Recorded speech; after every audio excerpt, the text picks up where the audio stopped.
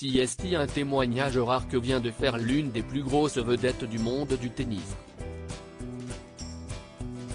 Finaliste de Wimbledon l'année dernier, il est revenu sur la période très compliquée qu'il a traversée, au point d'envisager le pire.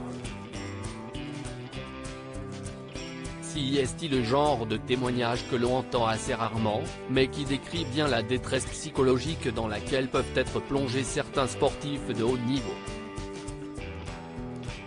Lorsqu'on pense à cet univers, on imagine forcément l'argent, les stades remplis et la belle vie, mais parfois, la chute n'est pas très loin.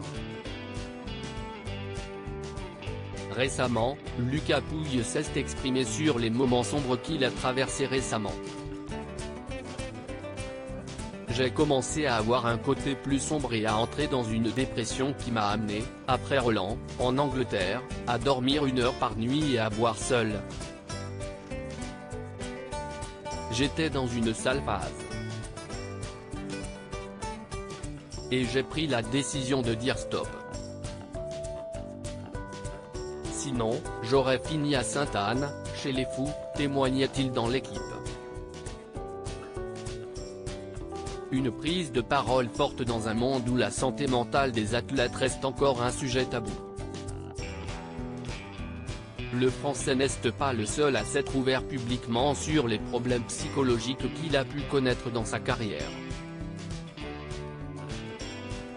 Connu pour son jeu fantasque et sa personnalité originale, Nick Kyrgios vient de s'exprimer dans la série Breakpoint, diffusée sur Netflix et les mots sont forts. Je pensais réellement à me suicider, lâche-t-il, expliquant qu'à l'époque, il portait des manchons à son bras droit pour couvrir les cicatrices dues aux blessures qu'il s'infligeait. Si vous regardez attentivement, vous pouvez voir des traces d'automutilation sur mon bras droit. J'avais des pensées suicidaires, je ne voulais plus me lever et me retrouver à jouer seul face à des millions, poursuit-il, dans des propos rapportés par le journal The Australian. Nick Kyrgios s'est déjà épanché par le passé sur ses problèmes de santé mentale, mais il va encore plus loin aujourd'hui. Je buvais de l'alcool, je prenais de la drogue, je me suis éloigné de ma famille et de mes proches, détaille-t-il, avant que le déclic ne survienne lors de Wimbledon en 2019, j'ai perdu et quand je me suis réveillé, mon père pleurait, assis sur mon lit. Je me suis dit, ok, je ne peux pas continuer comme ça.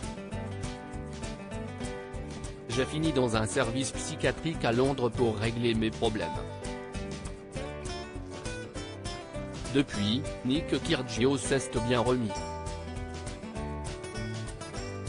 Pour preuve, il était en finale de Wimbledon l'année dernière, battu par Novak Djokovic après un parcours fabuleux à Londres.